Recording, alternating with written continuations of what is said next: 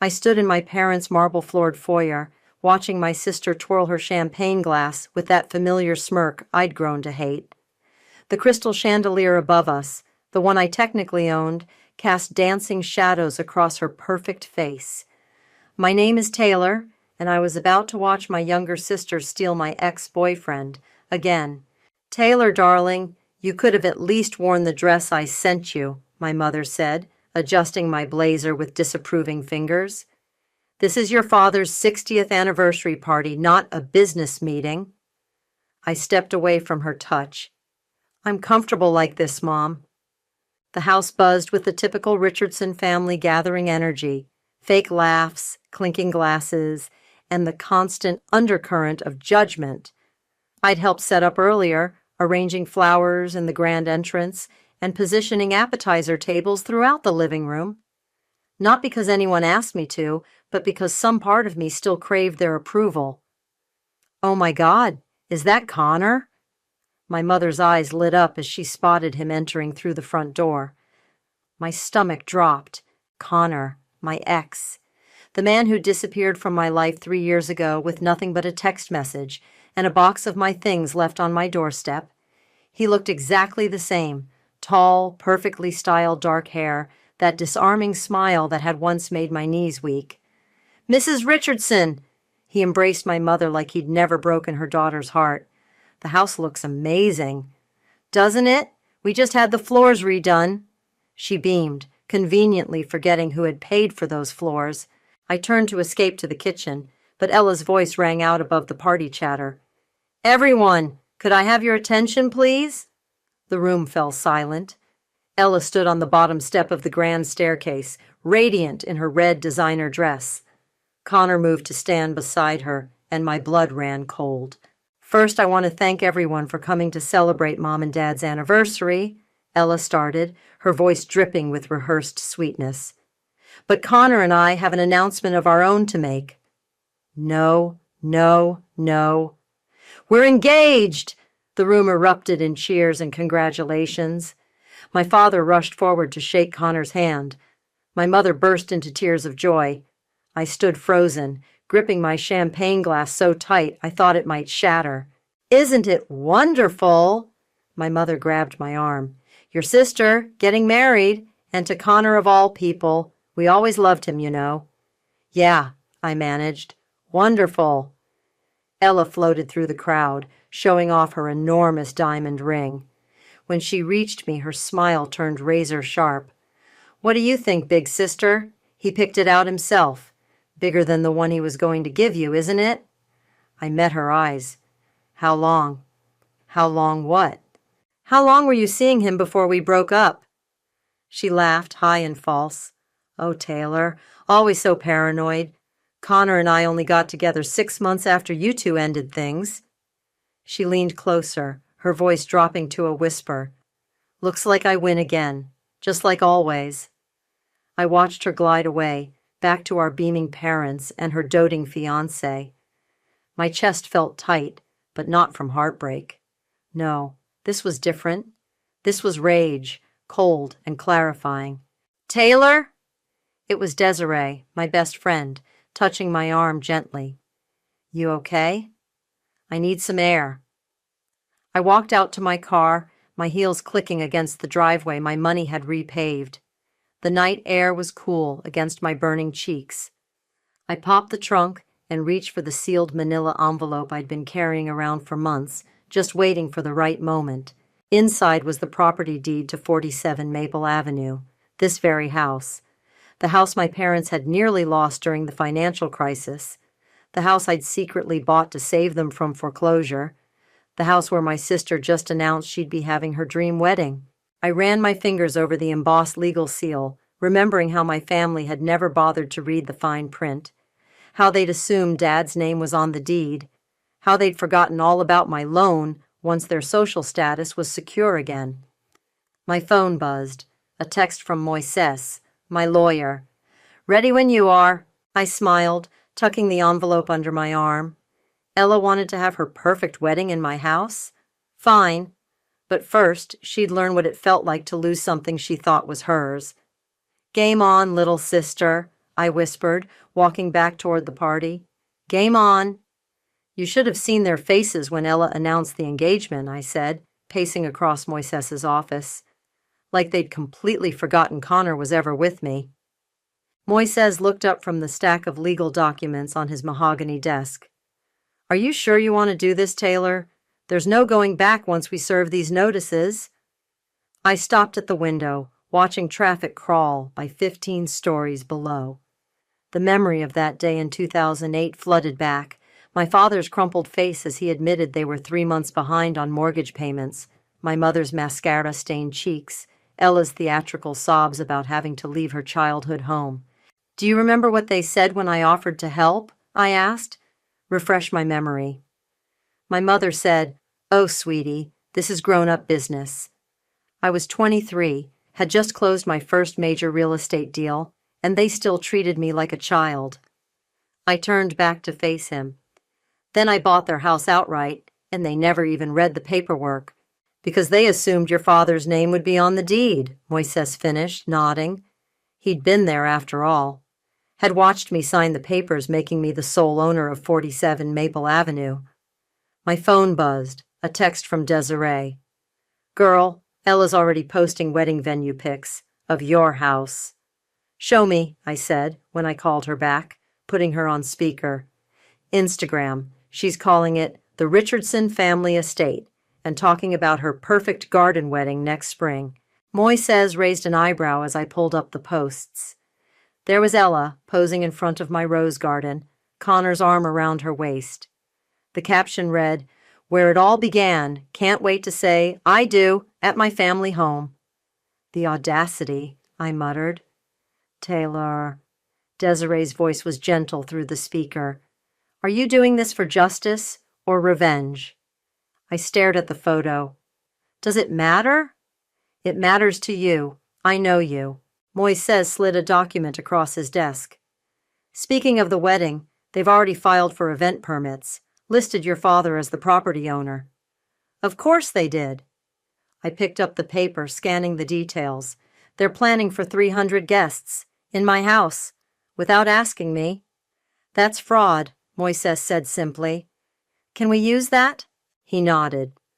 Already drafted a cease and desist, but Taylor, there's something else you should see. He pulled up an email on his computer. Connor's been making inquiries about property rights, specifically about challenging old deed transfers. My stomach clenched. You think he knows? I think he's suspicious. The timing's interesting. Right after getting engaged to Ella, he starts digging into property law. My phone buzzed again. My mother this time. I let it go to voicemail. Play it, Desiree said, still on speaker. I want to hear this. I hit play. Taylor, darling, we're meeting with the wedding planner tomorrow at the house. I know you're busy with your little real estate thing, but do try to make it. Ella wants to discuss the renovation plans for the kitchen. The countertops simply won't do for the reception. I ended the message. My little real estate thing. That's rich, coming from someone living in a house I bought. Taylor! Desiree's voice was firm. Promise me something. What? Promise you won't let this consume you. I've watched you spend years trying to prove yourself to them.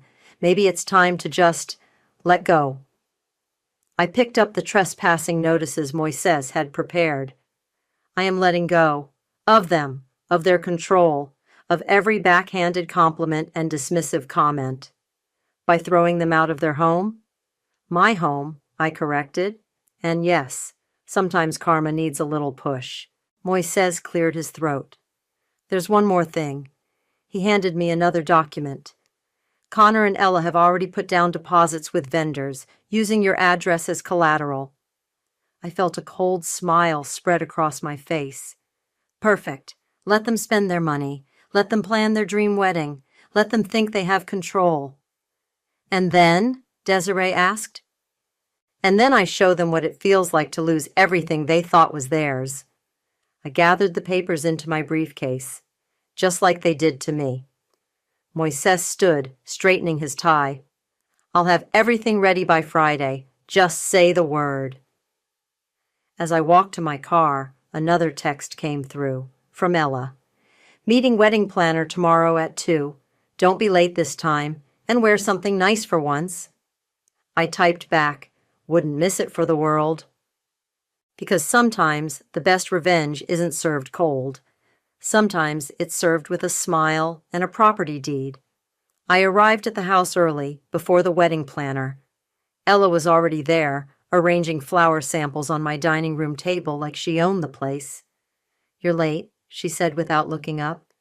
"Actually, I'm early." I set my coffee down. "We need to talk." "About what? Your outfit? Because honestly, Taylor, would it kill you to wear a dress once in—" "About Connor." That got her attention. She straightened, crossing her arms. "There's nothing to talk about. He chose me." "Did he choose you, or did you choose him?" "Oh my God," she rolled her eyes.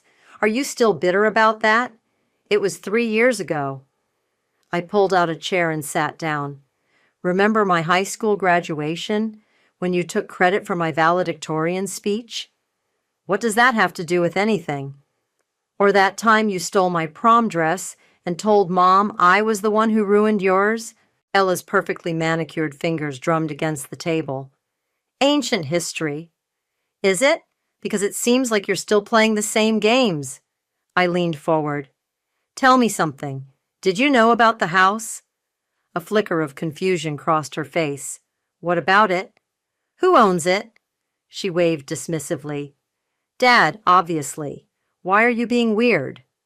The doorbell rang before I could respond. My mother burst in, followed by an elegant woman carrying a tablet. "Taylor! You actually came!" Mom's surprise was barely concealed.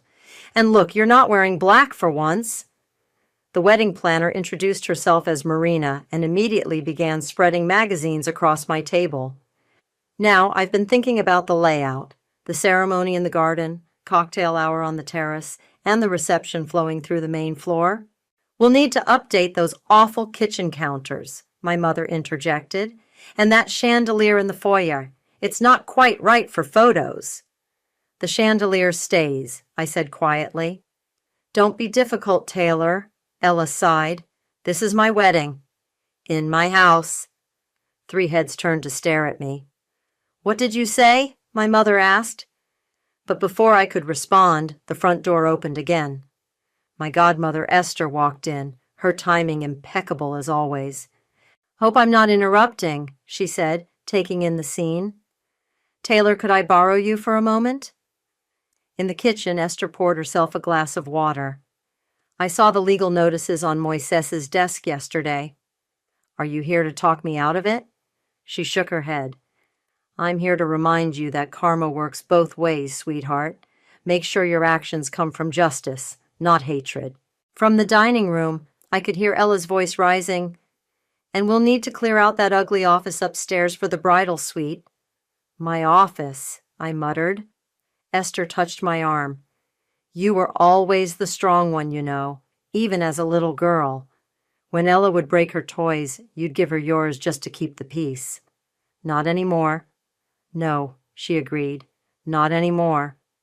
We returned to find my mother and Ella deep in renovation plans. Marina was sketching something on her tablet. "Oh, good," my mother said. "Taylor, we need you to clear out your things from the upstairs office by next week. The contractors are coming to—" "No." "Excuse me?" I said no. I pulled out my phone and clicked on a photo of the property deed. No contractors, no renovations, no wedding. Ella snatched the phone. Her face went pale. "This has to be fake." "Check the county records," I said. "I've owned this house since 2008, when Dad was about to lose it to the bank, remember? When you all said I couldn't possibly understand grown-up business?" My mother's hand flew to her throat. But Arthur said, "Dad never read the paperwork. None of you did. You just assumed." Marina cleared her throat awkwardly. "Perhaps I should come back another time." "No need," I said. "There won't be a wedding here." Ella's face twisted into something ugly. "You can't do this to me. Like you couldn't date Connor? Like you couldn't steal my work, my clothes, my achievements all these years?" "You're just jealous." she spat, because I'm getting everything you wanted. I laughed, and the sound surprised even me. No, Ella, I'm getting everything I wanted, starting with my house back. Taylor, my mother pleaded, be reasonable. This is your sister's special day. From the doorway, Esther spoke up. I believe Taylor is being perfectly reasonable. It's her house, after all. As if on cue, my phone buzzed. A text from Moises. Your father's in the records office right now, looking up the deed. I smiled. You might want to cancel those contractors, Mom. And Ella, you might want to find a new venue. I hear the country club has openings next spring. The look of dawning horror on their faces was better than any revenge I could have planned. The engagement party invitations arrived in my mailbox 3 days later. Thick cream cardstock with gold foil lettering, featuring a photo of my house as the backdrop. I had to admire their nerve. They're still going ahead with it, I told Desiree over lunch. Like I never said anything. Classic denial, she said, stabbing at her salad. Your mom called me this morning, by the way, wanted me to talk some sense into you. My phone lit up with a text from Moises. Trespass notices ready. Want me to serve them? Not yet, I typed back. Let them dig the hole deeper.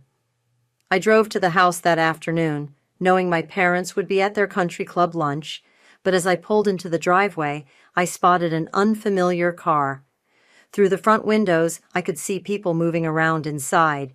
Using my key, I walked in to find a woman with a clipboard directing 2 assistants who were measuring my living room windows. Excuse me, I said. What's going on here? Oh? The woman brightened. You must be Taylor. I'm Rebecca, the wedding coordinator. Your sister mentioned you might stop by. We're just getting measurements for the draping. I crossed my arms. Did my sister mention she doesn't own this house? Rebecca's smile faltered. I'm working directly with your parents. They signed all the contracts. Did they? I pulled out my phone and dialed Moises. Hey, can you email me those trespass notice templates? I have someone here who needs one. Rebecca's face went white. She quickly gathered her things, ushering her assistants out while mumbling apologies. After they left, I walked upstairs to check my office. The door was slightly ajar. I always kept it locked. Inside, the filing cabinet drawer was open, papers disturbed. Looking for something, Dad? My father jumped, turning from the cabinet with a guilty start. Taylor, I was just going through my private files. I walked over and shut the drawer. Looking for the deed, perhaps? He straightened his shoulders, trying to regain authority. This is my house. I have every right. No, I cut him off. It's not your house. Hasn't been since 2008. Remember that day, Dad, when you sat at our kitchen table crying because you'd lost everything? I paid you back. No, you didn't.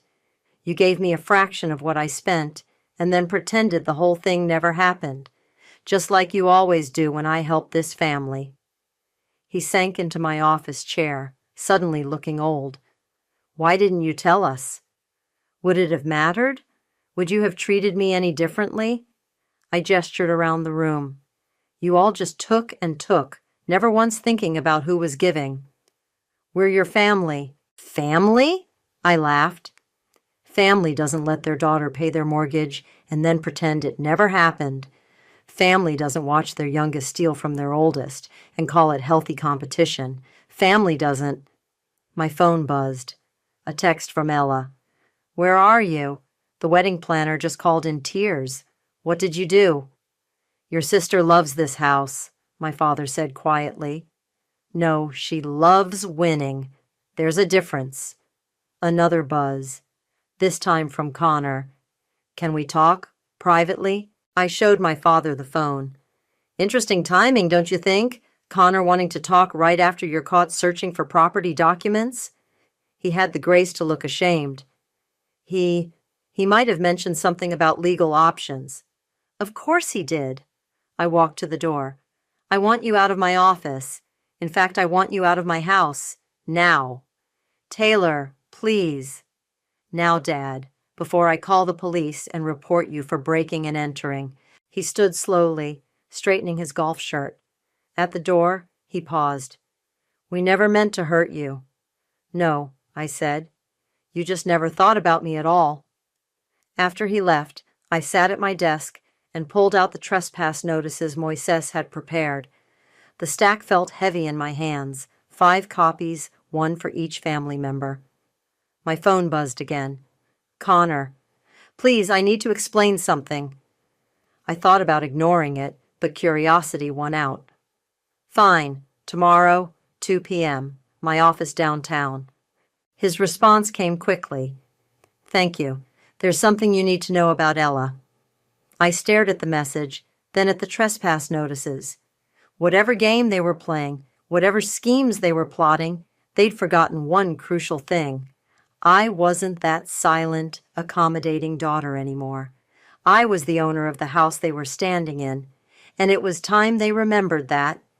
I reserved a private room at La Maison for dinner, knowing my family couldn't resist the allure of the city's most exclusive restaurant. The maître d' led them in, one by one. First my parents, then Ella, and finally Connor, all looking wary but intrigued. "Taylor," my mother said, settling into her chair, "this is unexpected." "Is it?" I smiled, pouring wine for everyone. "I thought we should celebrate properly. The engagement, the wedding plans, everything." Ella's eyes narrowed. "What are you up to?" "Can't I treat my family to dinner?" "You've never wanted to before," she muttered. The waiter appeared, distributing menus. My father cleared his throat. "Taylor, about yesterday." "Let's not discuss unpleasant things," I interrupted smoothly. "Tell me more about the wedding plans.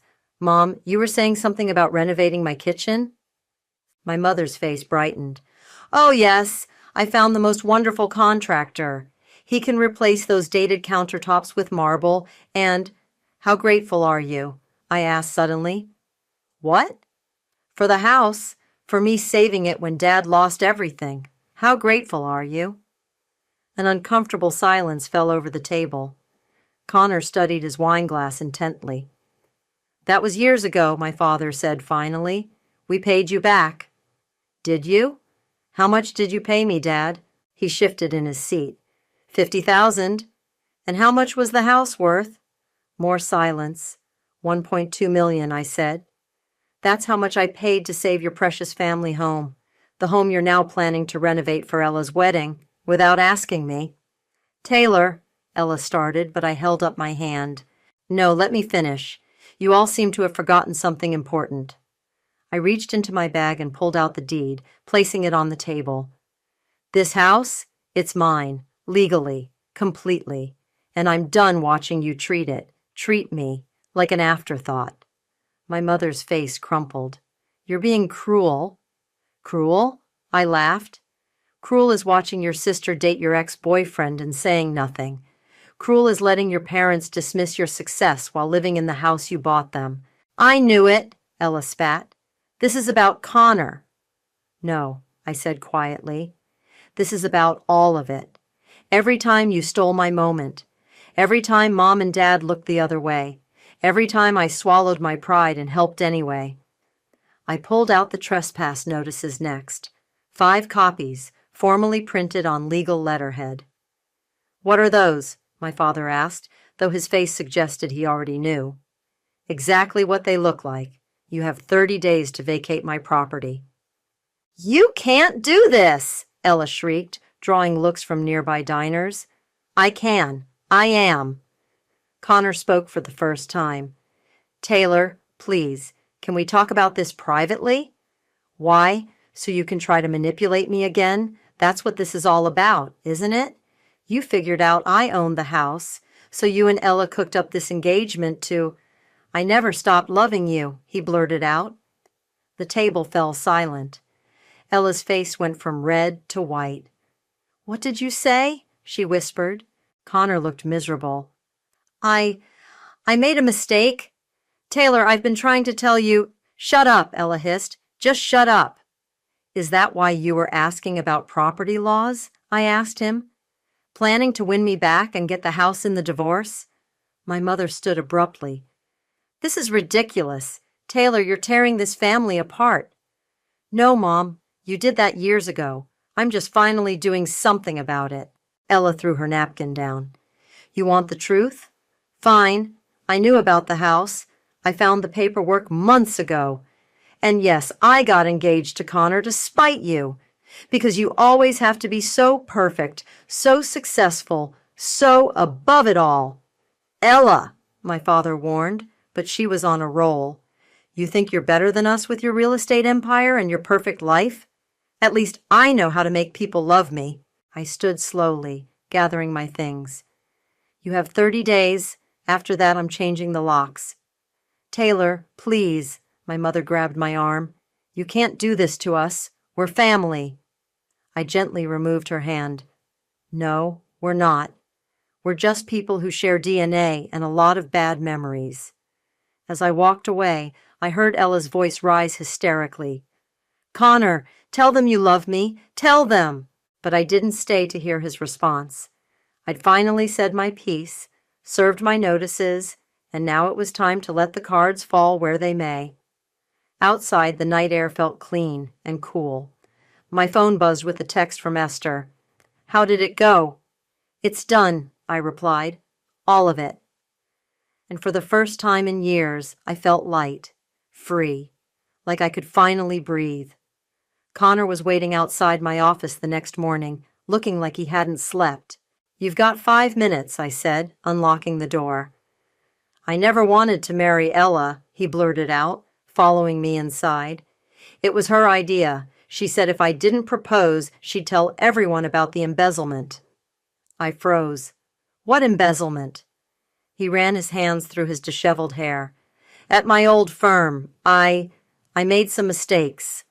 Ella found out somehow. She said she'd keep quiet if I played along. So you let her blackmail you into an engagement? I thought I could figure something out. Then I discovered you owned the house, and I thought maybe you could trade up, I finished coldly. Dump the blackmailing sister for the one with the property deed? Before he could respond, my office door burst open. Ella stormed in, mascara streaked down her face. You bastard, she screamed at Connor. I just got your text. You're calling off the engagement? Ella, Save it, she turned to me. This is what you wanted, isn't it? To ruin everything? I didn't make Connor send that text. No, you just had to own everything else. The house, Dad's respect, Mom's secret pride. Oh, you didn't know about that, did you? How she brags about her successful daughter to her friends when you're not around. I blinked, thrown off guard. What? God, you're so blind, Ella laughed hysterically. You think I wanted Connor? I wanted what you had. The independence, the power, the way people respect you instead of just calling you pretty. So you tried to steal my ex-boyfriend? I tried to steal your life, but it never works. Nothing I do ever measures up to perfect Taylor. Connor tried to edge toward the door, but Ella blocked his path. And you couldn't even pretend to love me properly. Always looking at her, always comparing me to her. Ella, I said quietly, why didn't you just talk to me? Talk to you? She whirled around. Like you talked to us about owning the house? Like you talked to me when I was struggling after college? You just disappeared into your perfect career, leaving me in your shadow. I disappeared because you made my life hell. Every achievement, every milestone, you found a way to steal it or ruin it. Because it was the only way to get their attention.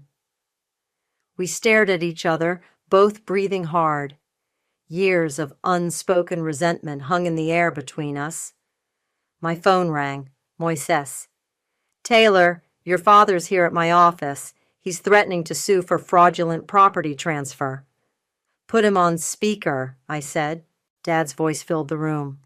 Taylor, if you don't stop this madness right now, You'll what, Dad? I interrupted. Tell everyone how your daughter tricked you, how you were too proud to read the paperwork when I saved your house, how you let Mom and Ella treat me like garbage while living under my roof. Silence.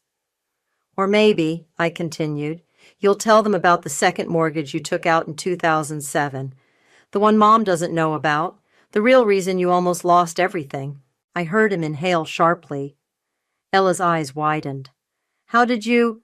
I'm in real estate, Dad. I do my research. Now, would you like to rethink that lawsuit? The line went dead. Connor cleared his throat. I should go. Yes, Ella and I said simultaneously. After he left, my sister slumped into a chair. I really am pathetic, aren't I? Using blackmail to get a guy who doesn't even want me. No, I said, surprising myself. You're just lost, like I was, before I stopped trying to win their approval. She looked up at me, makeup smeared, but eyes clear for the first time in years. I don't know how to be anything else except your rival. Then maybe it's time we both tried something new. Like what? Like being honest, starting with Mom and Dad. Ella laughed bitterly. They'll never change. Probably not, but we can. My phone buzzed again, a text from Desiree. Your mom just called me crying, said she's having chest pains. I showed Ella the message. She rolled her eyes. Her favorite manipulation tactic. Whenever she's losing control, she suddenly develops health issues. Want to go call her bluff? Together? I nodded. Together, but first. I pulled out a business card and wrote a number on the back. This is my therapist. You might want to give her a call. Ella took the card, staring at it like it might bite her. Why are you being nice to me? Because sometimes the best revenge is breaking the cycle. She stood, straightening her clothes. I still hate that you own the house. I know, but at least now you're honest about it. The local news headline read, Prominent Family's Wedding Drama Exposes Real Estate Secret. Someone had leaked the story, probably Connor, trying to save face after the engagement imploded. I found my parents waiting on the front steps of my house when I pulled into the driveway that evening. Mom was dabbing at her eyes with a monogrammed handkerchief while Dad paced back and forth. Come to check on your fake chest pains? I asked, unlocking the door. How dare you? Mom burst out. After everything we've done for you, everything you've done for me? I stepped inside, leaving the door open. Please, enlighten me. We gave you a home. No, I gave you a home, and now I want it back. Dad stopped pacing. The media is having a field day with this. My golf club friends are asking questions. Your mother can't show her face at the charity board meetings. Sounds like a personal problem. Taylor, Mom's voice turned pleading, we can work something out. Put the house in all our names. Make it a family trust. Like you made my childhood a trust? Always withdrawing love when I didn't meet your standards? That's not fair. No, what's not fair is watching Ella take credit for my achievements. What's not fair is saving this house only to be treated like a tenant in it. A car door slammed outside. Ella walked in, followed by Esther. The reporters are camped out at my apartment, Ella announced. Thanks for that, Mom. Me? What did I do? Oh, please, Ella rolled her eyes. I saw you talking to that reporter at the country club, playing the victim, as usual. Mom's face reddened. I was simply telling the truth about your sister's betrayal. The truth? I laughed. You wouldn't know the truth if it served you an eviction notice, which, by the way, I did. 23 days left, Ella added helpfully. Dad turned to her. You're taking her side now? I'm not taking sides. I'm just done lying. She pulled out her phone. Want to see the texts where you told Connor to handle Taylor? Or should I show Mom the bank statements from that second mortgage instead? The color drained from his face. Esther stepped forward. Arthur Aaron, I think it's time you both left. This is our home, Mom wailed. No, I said firmly. It's not. Not anymore. You're making a mistake, Dad warned. Families don't do this to each other. You're right. Families don't. But we stopped being a real family long ago. I'll never forgive you for this, Mom declared, grabbing her purse. I know, but I forgive myself. That's what matters. After they left, Ella wandered into the living room, touching the familiar furniture. "What will you do with the house?" "Sell it, probably. Too many ghosts." "Can I—" She hesitated. "Can I help? With the staging and everything? I did get my real estate license last year." I stared at her. "You never told me that." "Because I didn't want you to think I was copying you." "Again." Esther smiled. "Maybe it's time you two tried working together instead of against each other." My phone buzzed. A text from Connor. "I'm sorry about the media leak. Your father threatened to expose my embezzlement if I didn't try to help them keep the house." I showed it to Ella. She snorted. "Wow, Dad's really going for broke, isn't he?" "Speaking of broke," I said, "where are they going to live?" "Mom's sister has a guest house in Palm Springs. She already called them." Esther touched my arm. "Are you sure about selling?" I looked around the room at the family photos on the walls, carefully curated moments of fake happiness. Yes, this house was never really a home. It was a prison we built ourselves. "We could stage it together," Ella suggested. "Make it look nothing like it does now. Turn it into something new." I studied my sister's face, seeing something I'd never noticed before. Hope.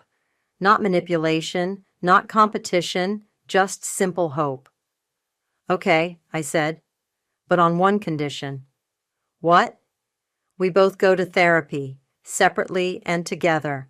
If we're going to try being real sisters, we need to deal with all of this." She nodded slowly. "Deal, but I get to choose the new paint colors." "Don't push it." Esther laughed. "Baby steps, girls, baby steps." Outside, a camera flash went off, another reporter trying to get the scoop. But for once, I didn't care about the exposure. Let them write their stories. Let them pick sides. The truth was messier and more complicated than any headline could capture. "Want to help me take down these photos?" I asked Ella. She grabbed a chair to reach the highest frames. "Only if you help me find a new apartment after, one that's paparazzi-proof." "Deal." Sometimes I realized revenge isn't about destroying your enemies. Sometimes it's about destroying the patterns that made you enemies in the first place. The real estate listing went live on a Tuesday morning. By afternoon, my phone was flooded with showing requests. I stood in the freshly staged living room, now painted in cool grays and whites, barely recognizing the space where I'd grown up. "First open house tomorrow," Ella said, adjusting a throw pillow. "Want to do it together?" "You sure you can handle Mom showing up? You know she will." "Already planned for it. Hired security." I raised an eyebrow. "Look who's getting strategic." "Learned from the best." She handed me a coffee. "Therapy's helping." The doorbell rang. Through the window, I spotted Moises walking up with a folder. "Final paperwork," he announced, spreading documents across the kitchen island. "Once you sign, the house goes on the market officially." I picked up the pen, then paused. "Did you ever think we'd end up here? Working together instead of plotting revenge?" Ella smiled. "Never, but I like it better." "Speaking of revenge," Moises said, "your father's lawsuit attempt was dismissed this morning. Turns out the judge didn't appreciate his history of financial manipulation." My phone buzzed. A text from Connor. "Moving to Seattle next week. Sorry for everything. You both deserved better."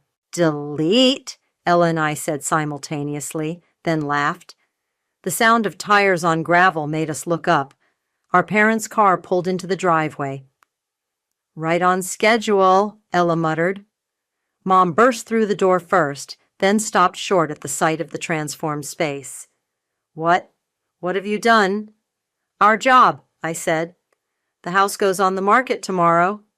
Dad followed her in, looking older than ever. "Taylor, please. This home has been in our family for—" "Save it," Ella cut in. "We're not doing this again." "We?" Mom's eyes narrowed. "So you've turned against us too?" "No, Mom. I've turned toward the truth. Finally." Desiree appeared in the doorway behind them. Security called, said you might need backup. "We're fine," I assured her. "Our parents were just leaving." This isn't over, Dad warned. Actually, it is. I signed the listing agreement with a flourish. The house will sell, you'll stay with Aunt Margaret, and we'll all move on with our lives. And what about family? Mom demanded. Family? Ella laughed. You mean the performance we put on for the neighbors? The roles you assigned us? I was the pretty one. Taylor was the disappointment. And you were the perfect parents? We gave you everything. No, I said quietly. You gave us trauma disguised as love, but we're choosing something different now. Together, Ella added. Mom's face crumpled. For a moment, I saw something real crack through her perfect mask. Grief, maybe, or recognition.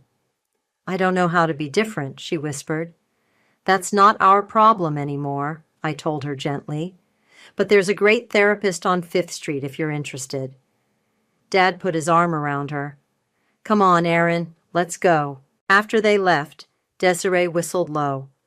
Well, that was almost civil. Almost, Ella agreed. Think they'll ever change? Doesn't matter, I said, gathering the signed papers. We did. My phone lit up with another showing request. This time it was from a young family with 3 kids. The message mentioned looking for a fresh start.